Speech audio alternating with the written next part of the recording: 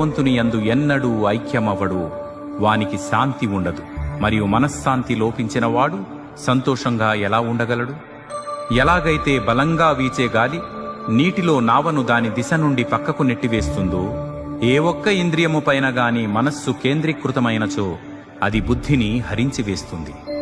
కాబట్టి ఓ అర్జున, శక్తివంతమైన బాహువులు కలవాడా, ఇంద్రియములను ఇంద్రియ విషయముల నుండి పూర్తిగా నిగ్రహించిన వ్యక్తి ఆధ్యాత్మిక జ్ఞానంలో స్థిరముగా ఉండును.